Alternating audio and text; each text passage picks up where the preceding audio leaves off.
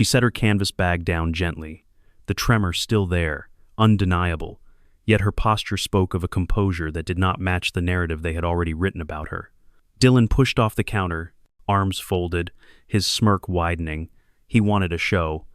"Ma'am, seriously, this place is for real shooters, not—" He waved a dismissive hand at her trembling fingers.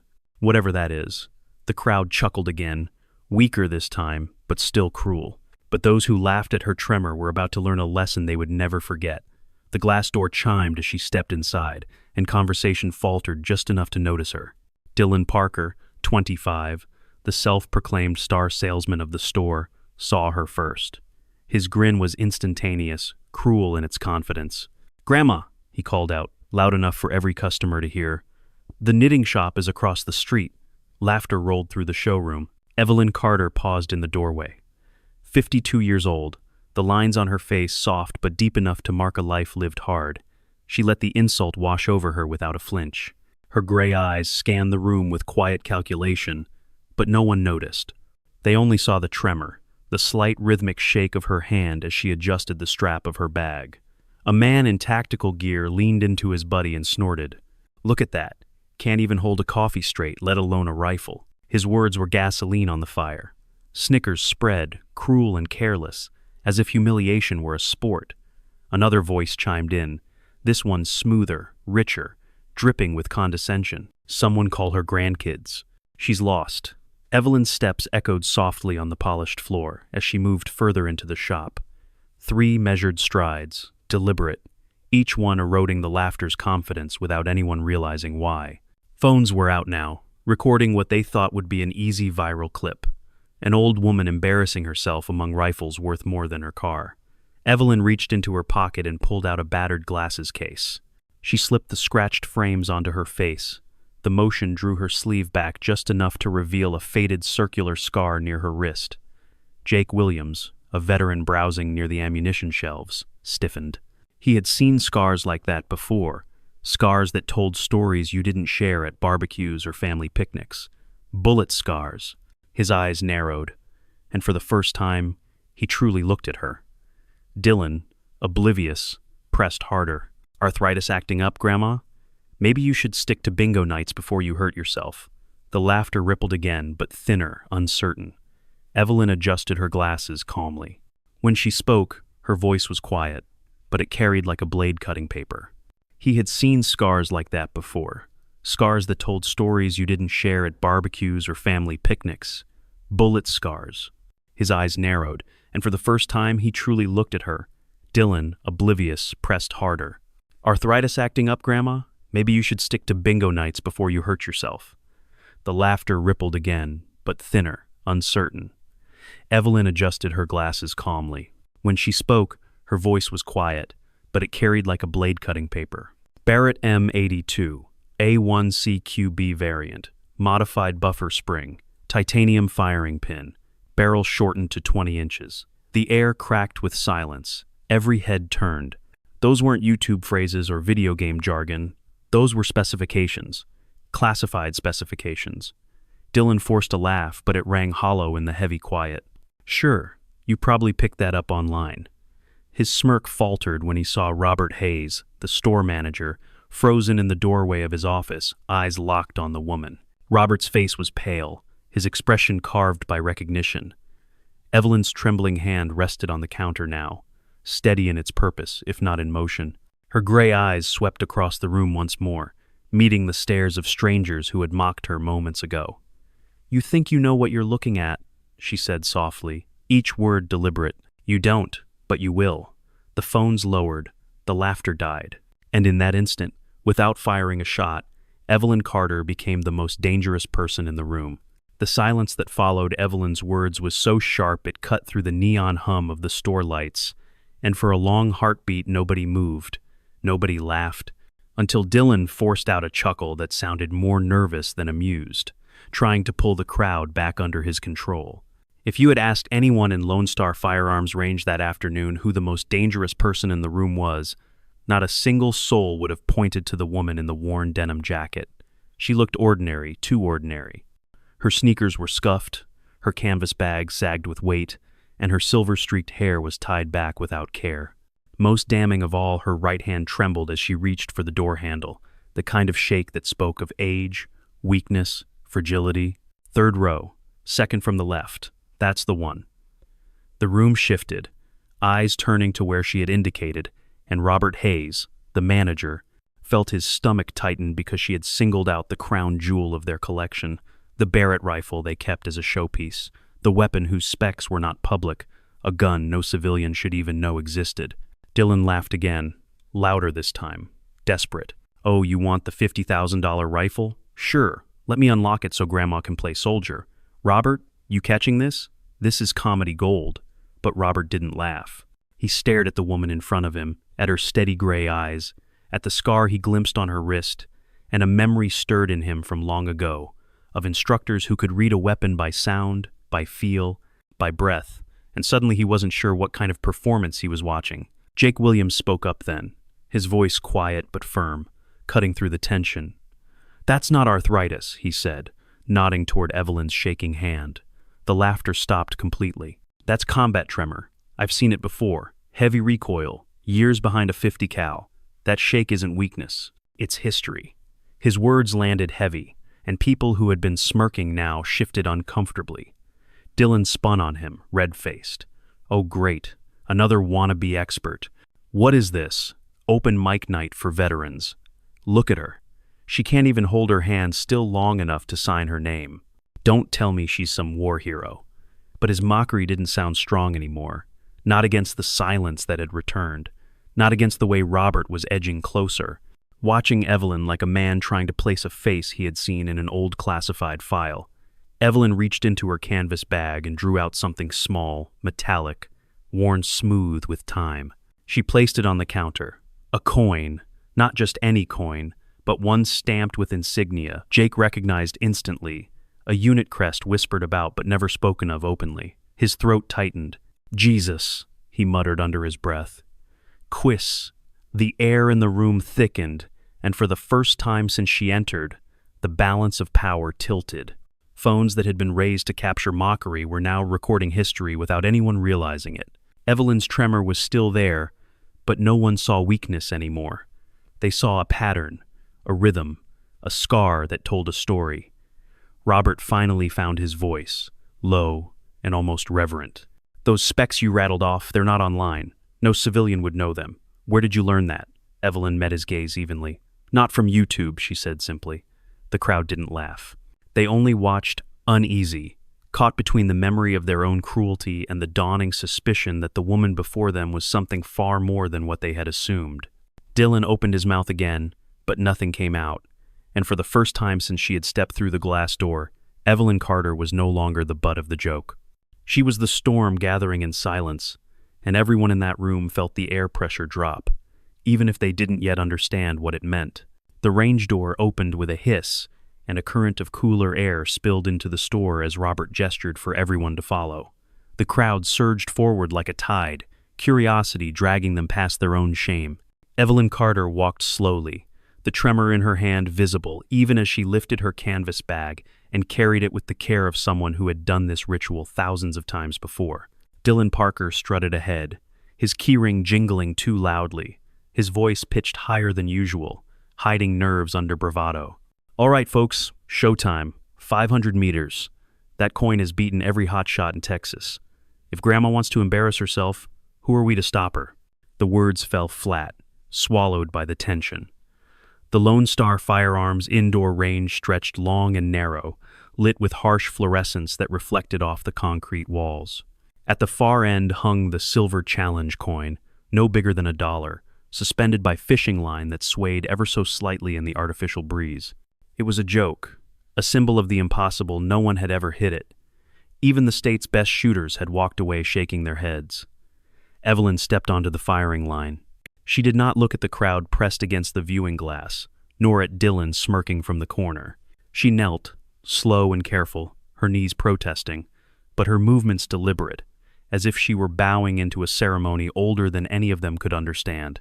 From her bag she withdrew a brace, carbon fiber with tiny servos that hummed as she locked it around her trembling wrist. The sight drew muffled laughs from a few who still clung to disbelief, but Jake Williams recognized it immediately. Not a toy, not a gimmick. A tool born from NASA tech, adapted for combat marksmen who refused to let nerve damage end their service. His throat tightened. Evelyn lay prone, her body settling into the triangle of elbows and shoulder that only true shooters know, her breathing slowing until the tremor in her hand began to merge with the rhythm of her lungs. She lifted the heavy Barrett rifle as though greeting an old friend. The weight balanced against her frame, her cheek resting gently against the stock. For a moment she closed her eyes, listening to the faint hum of the ventilation system, noting the subtle drift of air currents. Then she opened them, sliding her scope into place with fingers that shook yet moved precisely. Behind the glass, the crowd watched in silence. Phones were up again, but the angle was different now, not to mock, but to capture. Robert stood stiff, his eyes locked on her posture. Marcus Bradford had not yet arrived, but already the store was no longer the same place it had been when she walked in. Dylan laughed nervously, too loud in the quiet. "Come on, she can't even keep the rifle steady. She'll be lucky to hit the wall." No one joined him. Evelyn exhaled, her lips moving in a rhythm only she understood. She rode the tremor the way a sailor rides waves, not fighting, but folding it into her timing. Every 7 seconds the shake gave her a pocket of stillness, microscopic but real. She waited for it, found it, pressed. The shot cracked like thunder down the lane. For a moment, nothing.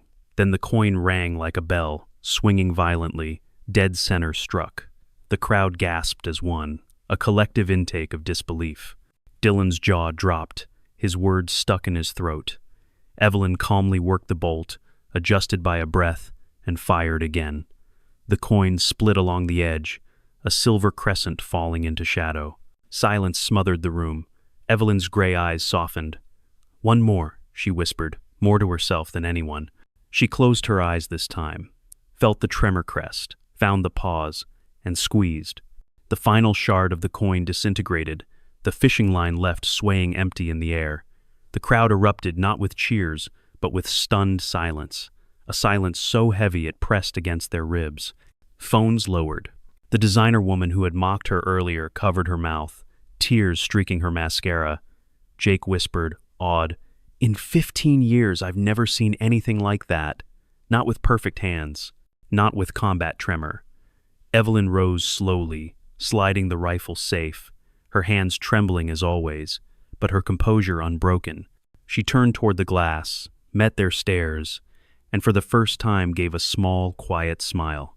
"Respect," she said softly, her voice carrying into every stunned ear, "is earned, not given." The air inside the range was still vibrating from the impossible shot when the thunder of footsteps tore through the corridor. Heavy, urgent, deliberate. Heads turned, breaths held, and then the door slammed open so hard it rattled against the frame. A tall man filled the entrance, broad-shouldered, his suit jacket unbuttoned, his tie loose, his face flushed from running. Everyone recognized him instantly. Marcus Bradford, CEO of Lone Star Firearms, a man who never appeared in public without ceremony, now disheveled, panting, eyes locked on the firing line. Evelyn Carter was still kneeling, the rifle cradled in her trembling hands, her gray eyes calm, her lips pressed into a line of quiet finality.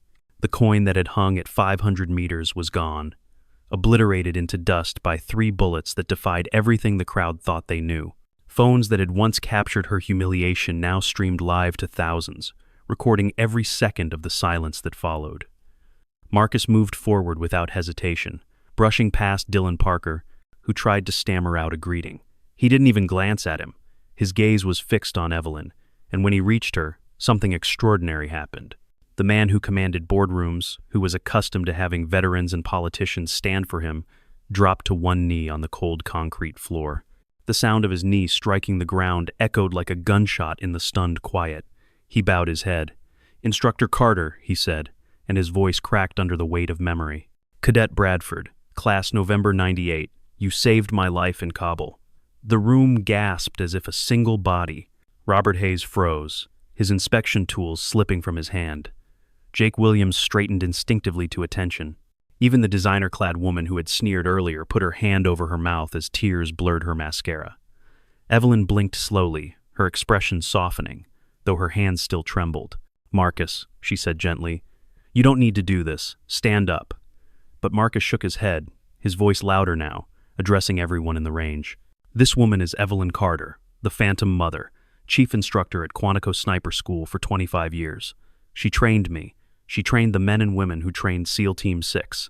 She wrote the manual every sniper in this country still studies. You mocked her hands, but those hands carried Marines out of fire in Iraq, 2003.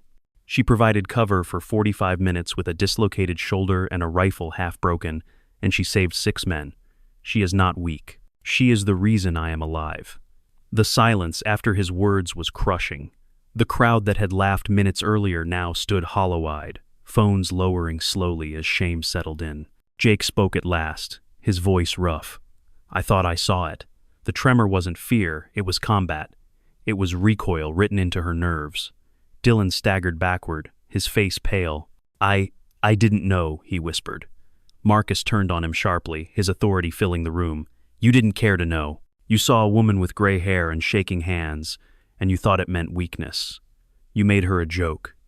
He paused, letting the silence hum before finishing. "You're fired," effective immediately. Dylan's mouth opened, desperate, but Evelyn lifted a trembling hand and stopped Marcus. "Wait," she said, her voice calm but firm. The entire room leaned closer, waiting. The boy made a mistake. We all do. Mercy teaches harder than punishment sometimes. Her eyes met Dylan's, gray and steady. "What you do next will decide who you are." Dylan's throat bobbed as he swallowed, the shame burning hotter than anger ever had. For the first time since she entered, he lowered his eyes. Marcus looked torn, but he bowed his head to Evelyn's authority. He had been her cadet once, and in this moment he still was. Around them, the crowd shifted, the weight of realization heavy on every shoulder. The Phantom Mother, the woman they had ridiculed, had just shattered their arrogance with 3 bullets and then tempered justice with grace. Respect wasn't demanded, it was earned, and in that range, on that day, Evelyn Carter had earned it forever. The range still pulsed with the echo of Marcus Bradford's revelation when another sound cut through the charged silence.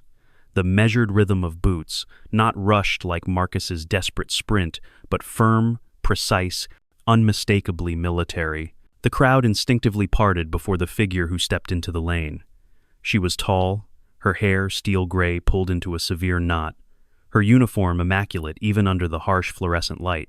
Colonel Patricia Hawkins carried authority in the set of her shoulders, the crisp line of her trousers, the weight of medals at her chest. Yet it wasn't the uniform that froze the room. It was the look in her eyes when they fell on Evelyn Carter. "Instructor," she said, voice clipped, formal, but then softened with something old and raw. "Evelyn, it's been 12 years.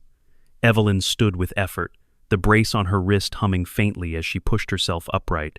Her hands trembled, but her gray eyes never wavered. "Patricia." The single word carried the weight of history, 2 women who had once stood shoulder to shoulder in places far darker than this polished range. The colonel reached into her jacket and drew out a sealed envelope, edges yellowed by time. She set it carefully on the counter. "This was yours, your final commendation, the one you refused. It's waited for you long enough." Evelyn looked at the envelope but didn't reach for it. Her voice was steady. "I told you then, I don't need medals for doing my job." Patricia's jaw tightened. "It's not about you needing it, it's about you deserving it, and about the 3,000 snipers you trained who deserve to see it recognized."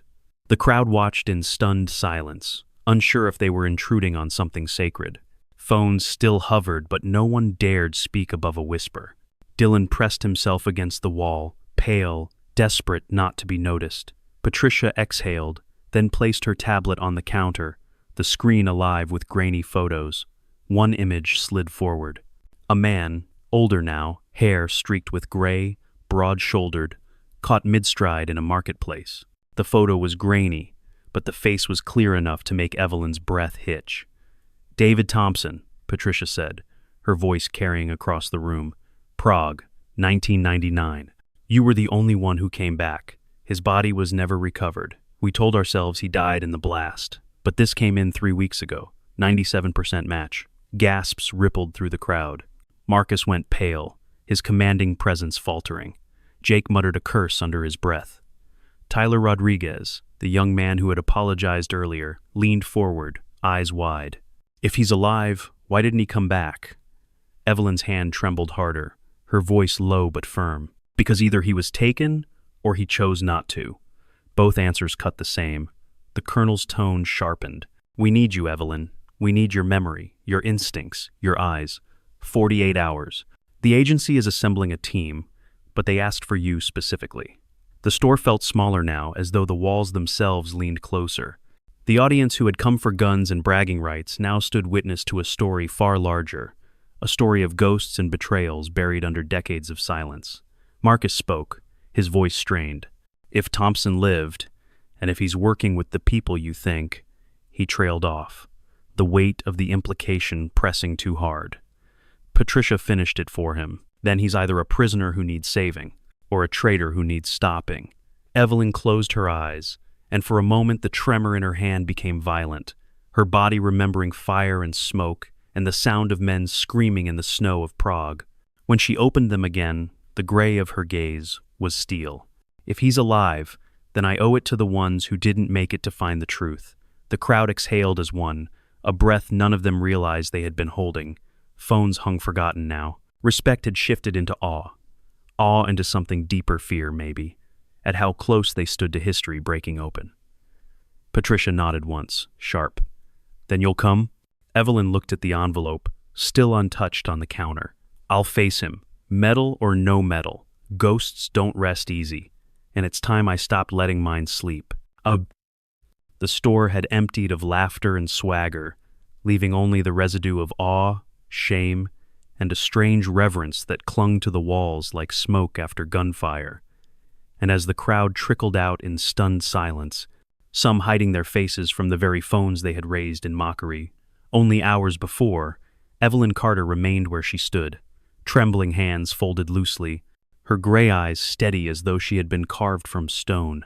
The designer woman who had once ridiculed her paused at the door, mascara streaked, and whispered, "I'm sorry." But Evelyn only nodded, the gesture enough to dismiss cruelty without bitterness. Dylan Parker lingered in the shadows near the ammunition display, pale and hollow, stripped of arrogance, his world collapsing in real time as notifications flooded his phone, his own face plastered across feeds as the man who mocked a legend.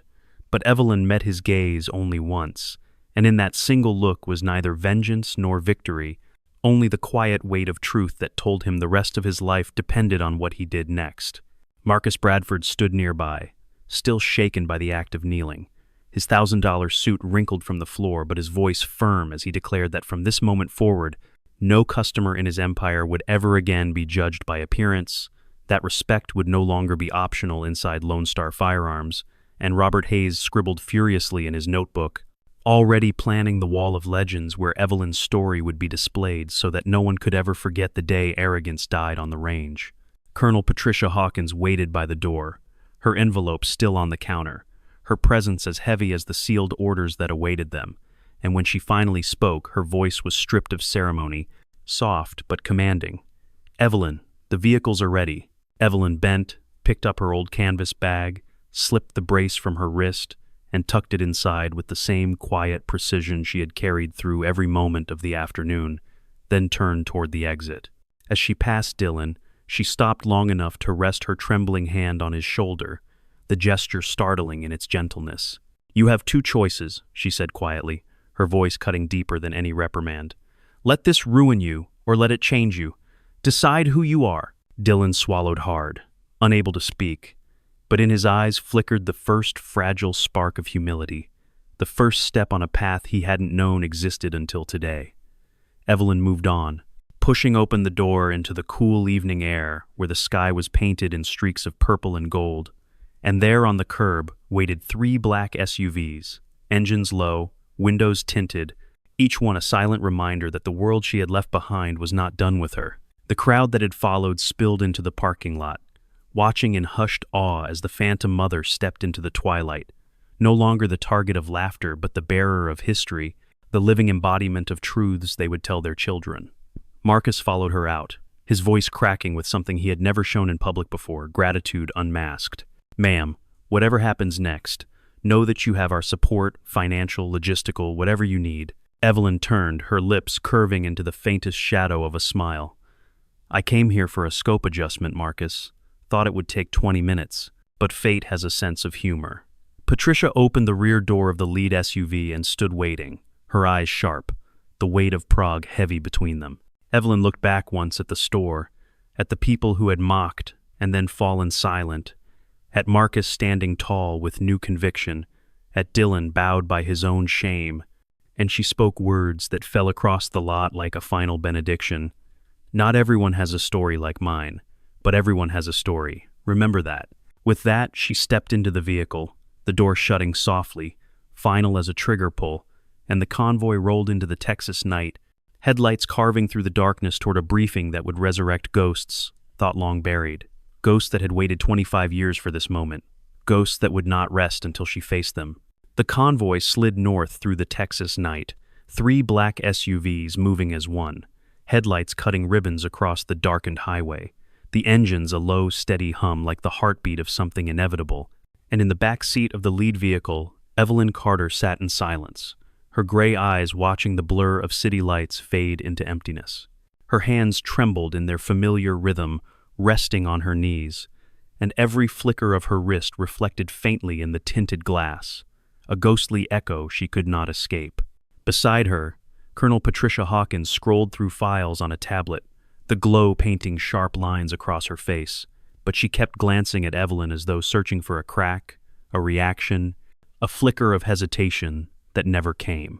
Marcus Bradford rode opposite, shoulders still squared, but his expression softer than Evelyn had ever seen, the boardroom polish stripped away by the weight of memory, and Jake Williams, broad-shouldered and silent, sat like a sentry, his eyes alert, his jaw tight. Tyler Rodriguez, the youngest, was tucked near the back, pale but determined, his phone clutched in his hand like a lifeline to the father whose silence had driven him here. When they arrived, the facility revealed itself not with grandeur but with absence, a low sprawl of concrete without windows, floodlights flaring white against chain link and barbed wire, a place that was not on any map but had always existed.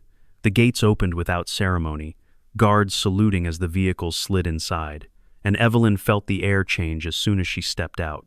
The silence here was not peace, it was containment, the hush of truths too sharp to live in daylight. They were led into a briefing room stripped of everything but a long steel table, a projector, and a stack of folders. Patricia laid the envelope she had carried all afternoon in front of Evelyn once more, but Evelyn left it untouched.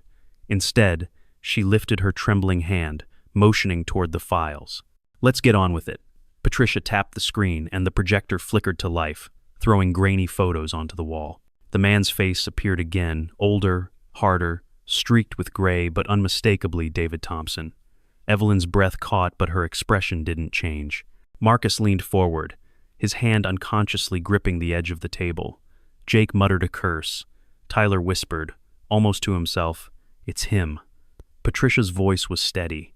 Gait analysis, scar mapping, dental overlays, 97% match. 3 weeks ago, Prague. She clicked again, showing a wider frame. Thompson walking through a market, a newspaper tucked under his arm, a scar just visible near his temple, his posture military even in civilian clothes. We don't know if he's been a prisoner all this time, or if he changed sides. The words hung heavy.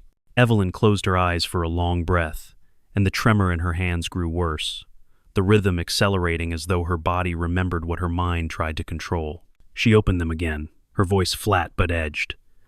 David Thompson was loyal. He wouldn't betray his oath. Patricia's reply was firm but not unkind. People change. Captivity changes them. Pain changes them. Or perhaps survival demands choices we never thought we'd make. The silence deepened. Tyler leaned forward suddenly, his young voice breaking. "If he's alive, then maybe he needs help. Maybe he's waiting to be found." Evelyn's gaze turned to him, gray and unreadable. "Or maybe he doesn't want to be found," she said softly. The truth, a knife no one wanted to hold. Marcus broke the tension. "Why her?" he asked, gesturing at Evelyn. "There are hundreds of trained operatives younger, stronger." Patricia didn't blink because she was there, because she knows the streets, the safe houses, the faces, and because if Thompson is alive, he'll either run from her or reach for her. Either way, she's the key. Evelyn rose, slow but deliberate, her knees stiff, her brace humming faintly at her wrist as she pressed her palms flat on the cold table. "If he's alive," she said, her voice carrying like a command, "then I owe it to the ones who didn't make it to find the truth. 5 men died that night. Their families got folded flags and silence. If Thompson survived, their ghosts will not rest until I look him in the eye." Patricia nodded once, sharp. "The team deploys in 48 hours. You'll be on it." The room exhaled, each person processing what had just been set in motion. Tyler sat back, pale. Marcus rubbed his jaw as if trying to reconcile CEO and cadet inside himself. Jake stood at parade rest without realizing it. Evelyn remained still, her tremor continuing its rhythm, but in her eyes burned the steel of someone who had walked into fire before and would walk again. The briefing room emptied slowly, Marcus and Jake leaving first, their boots echoing down the sterile corridor, Patricia speaking quietly with a pair of aides before disappearing behind another door. And at last Evelyn found herself alone, the dim projector still casting the faint ghost of David Thompson's face on the wall, her own reflection layered over his in the glass frame. She sat heavily, her trembling hands folded on the steel table, and for the first time since stepping into Lone Star Firearms that afternoon, she let the silence break her composure. The tremor had always been her companion, but now it shook not just her wrist, but her memories loose, and what surfaced was not Prague, not Thompson, but Laura. Her daughter's face came to her unbidden dark eyes too sharp, a jaw set in defiance that mirrored her own, and the silence that had grown between them like an unscalable wall. She had missed birthdays, graduations, quiet evenings that should have been theirs, traded away for missions she could never explain. Laura had once asked her, "Why do guns matter more than your child?" And Evelyn had no answer that could soothe the wound. She had chosen duty because she thought it meant survival for a world too fragile, but the cost had been a daughter who learned to stop waiting. The ache of it was worse than any scar. She rubbed her temple with trembling fingers, trying to push the image away, but it clung like smoke. For years she had told herself there would be time to fix it later, to explain, to earn forgiveness. But time had kept moving, and now Laura was a woman grown, distant, unreachable, perhaps carrying her own child by now, perhaps telling stories of an absent mother with a bitterness Evelyn had no defense against. Ghosts came in many forms, and not all of them were dead. A faint shuffle broke the silence. Tyler Rodriguez stood in the doorway, awkward in his youth, his phone clutched tightly, his eyes rimmed with exhaustion but burning with the kind of desperation Evelyn recognized instantly, the hunger to know a truth that had been denied too long. "Ma'am," he said quietly, "I didn't mean to intrude." Evelyn gestured him in, and he slid into the chair opposite, glancing once at the fading image of Thompson on the wall before lowering his eyes. His voice cracked. I need to know. About my father, Roberto Rodriguez. You trained him." Evelyn studied the boy, her gray eyes steady. "Yes, he was a good man, an excellent spotter. He saved lives in Bosnia. That's not written in any file, but it's true." Tyler swallowed hard, gripping his phone tighter. "He never told us anything. When he died last year, we buried him without knowing who he really was. I hacked into records. I broke laws, just to see his name on a roster. I just wanted to understand." Evelyn's tremor tapped against the steel table like a metronome. "You wanted to know your father was more than a uniform, that he mattered." Tyler nodded, tears burning his eyes. "And now I feel like I've dishonored him, breaking into things I shouldn't." Evelyn leaned forward, her voice soft but sharp with truth. "No, you honored him by wanting to remember. The dishonor is forgetting." The boy's shoulders shook, the weight of grief pouring out, and Evelyn felt her own chest tighten, not because of his tears, but because in his need she saw Laura, saw the same hunger for a parent to be present, to be human, to choose family instead of silence. She reached across the table, her trembling hand settling over his. "Your father would be proud of your stubbornness, of your need to know. That's his legacy in you." Tyler's eyes widened, his voice breaking. "Do you really think so?" Evelyn's gray eyes softened. I don't think. I know. I trained him. I watched him risk himself for others without hesitation. He was exactly the kind of man you hope your father was. The boy bowed his head, sobbing openly now, and Evelyn let him, because she understood that grief sometimes needed permission.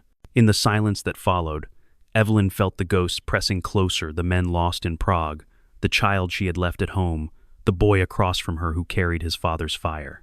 She had taught thousands to shoot, but here was the lesson she could never master: how to live a life that didn't leave scars on those waiting at home. She closed her eyes, her tremor steadying for just a breath, and whispered so softly Tyler almost didn't hear, "I hope my daughter finds someone one day who can tell her what I never said." When Patricia returned a few minutes later, she found them sitting together, the phantom mother and the grieving son, two generations bound by loss and longing. Patricia said nothing. She didn't need to.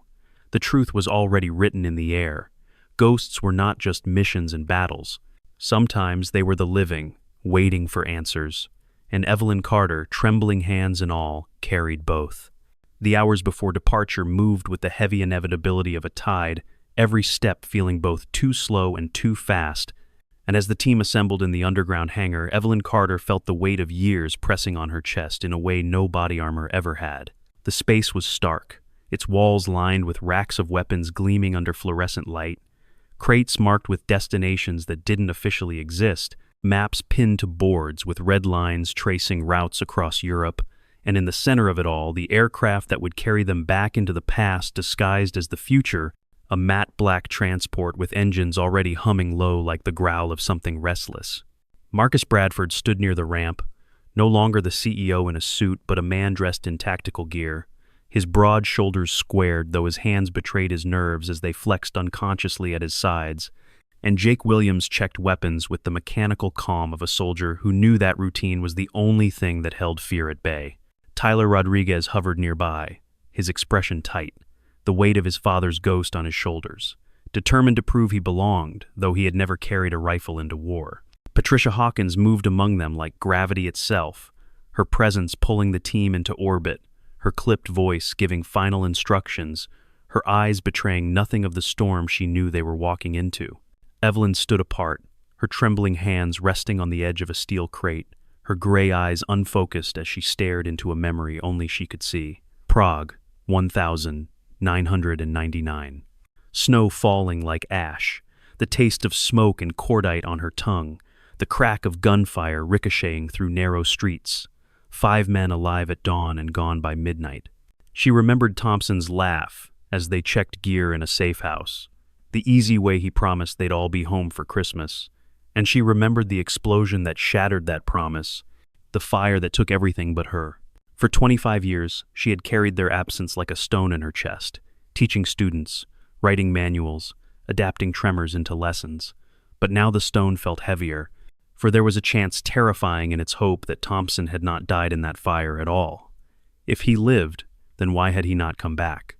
That question gnawed at her more than the tremor, more than the scars, more than the silence that stretched between her and her daughter Laura. Patricia's voice cut through her thoughts. Wheels up in 40 minutes. If anyone wants out, now is the time. No one moved. Marcus lifted his head, his voice steady despite the weight in it. With respect, Colonel, some debts don't get ignored. Jake nodded in silent agreement, his posture that of a soldier who had long ago accepted that some battles choose you. Tyler swallowed hard, but stayed where he was, clutching his pack like a shield. Evelyn finally lifted her gaze, her voice low but strong. If Thompson is alive, I need to see him. I need to know. The words carried across the hangar, heavy with resolve, and for a moment every sound seemed to dim the whine of engines, the shuffle of boots, the clatter of weapons, as if the world itself paused to mark her vow. They began final preparations, Marcus helping Tyler adjust his vest, Jake offering quiet advice about breathing under fire, Patricia running through contingencies with a precision that left no room for illusion. Evelyn moved slowly, methodically, fitting her brace, checking her rifle, her hands shaking as always, but her actions fluid, the tremor now part of her rhythm. She caught her reflection in a polished metal surface, a woman silver-haired, scarred, trembling, but unbroken, and she whispered to herself words she once told cadets too young to understand. A good sniper doesn't fight the wind, they ride it. Tonight the wind was memory, guilt, ghosts, and she would ride it because there was no other choice. As the hangar doors began to open, letting in the chill night air, the city lights of Austin glittered faintly in the distance, a reminder of the world that had mocked her only a day before, and now carried her name like a legend across countless screens. But Evelyn knew that legends were nothing compared to truth, and truth waited in Prague.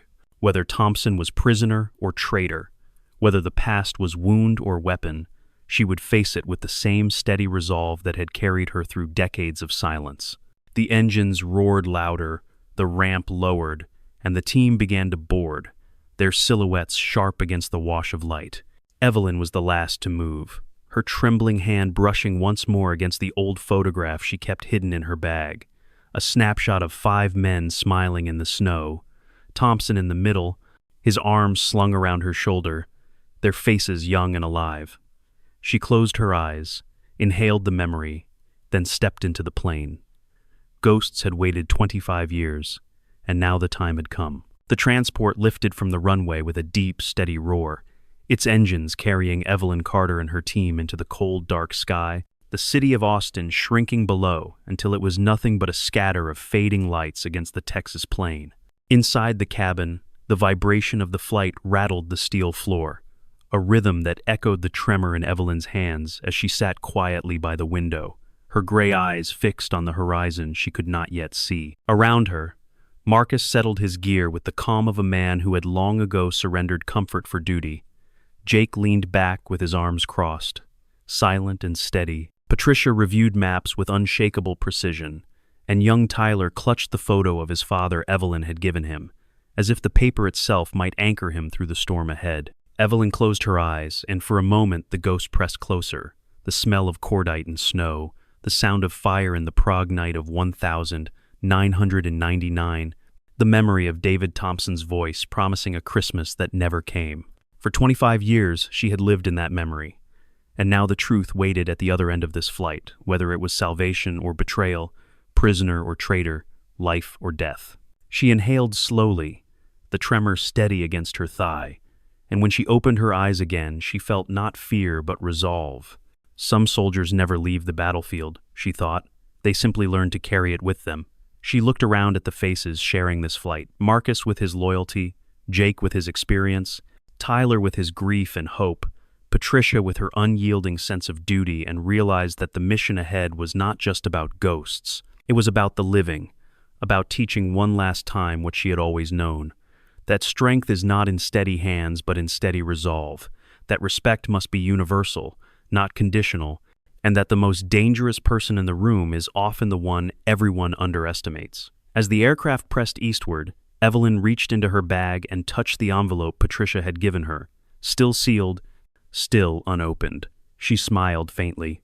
Medals were for the living to remember, not for the ghosts to demand. Her legacy was not in paper or brass, but in the thousands she had trained, in the young man gripping his father's photo beside her, in the crowd that had learned humility only hours ago, in the world that was already whispering her name as the Phantom Mother. For those listening now, who had followed her story from a trembling hand in a gun store to this moment on the edge of another mission, Evelyn's lesson was clear. Never judge by appearances. Never mistake scars for weakness. Never assume age means the end of strength.